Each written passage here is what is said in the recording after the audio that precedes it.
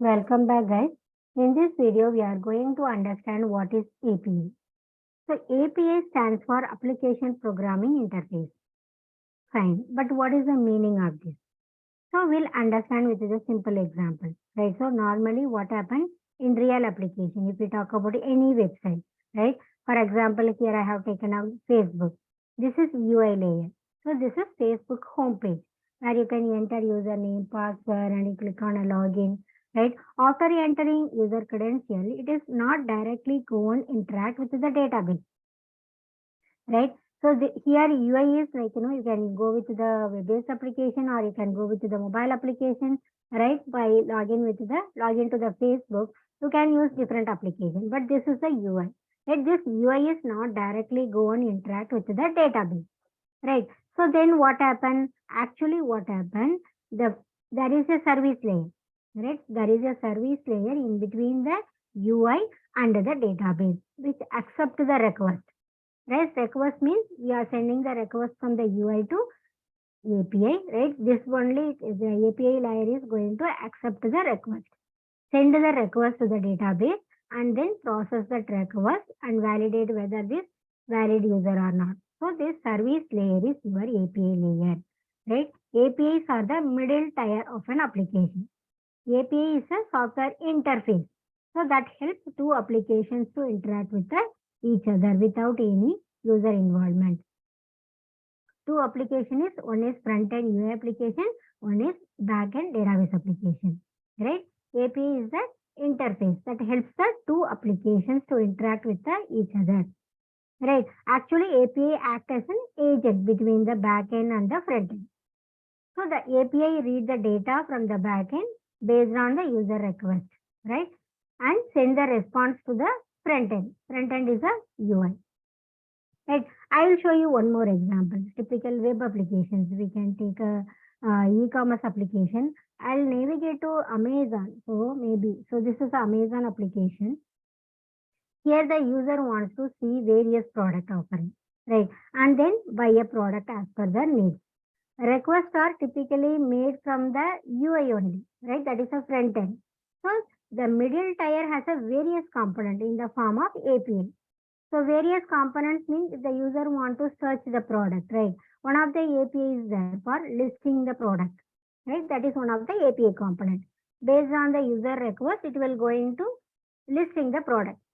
Another API is add the product to the add cart. This is the cart, right? So that is another set of API. And the third party payment API also is there, right? To deal with the payment processing on behalf of e-commerce web store. Right. So actually, if you want to log in, even you can go with the Twitter application, right? So if you have to go to Twitter, if you want to log in different way, you can able to log in over here. How it will be? So if you are having already signed up with the Twitter, right? With that credentials, you can able to enter your username and password. You can able to log in the Twitter. So you can sign in, with the Google as well, right? So you can sign in with the Google as well. You can sign in with the Apple as well. This is also different API, right? So this sign in with Google or sign in with the API is this API is provided by the Google company, right? So this API is provided by the Apple. That is the reason we could able to log in with the Google as well.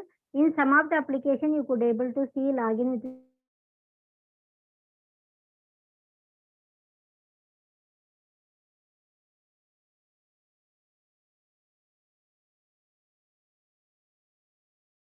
same company. So the owner of the API. So this Google this is the API. They are providing the API. So the owner of the API provide a service-based model to the user. Here user is a Twitter. Right? So user is a client. So same way we could say payment gateway API is there. Right? And weather forecasting API is there. I'll show you one more example. Some way you can see, makemytrip.com. So here I can say makemytrip.com. This is one of the travel websites.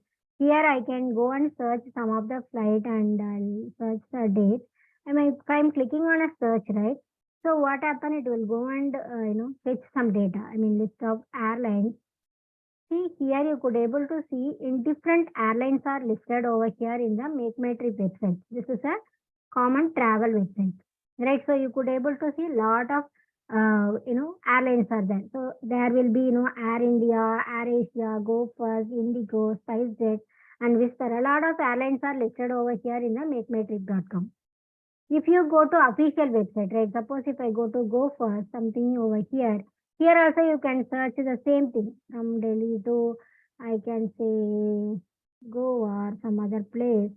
If you go to date and if you click on a search, you could able to see here also list of airlines, list of flights over here.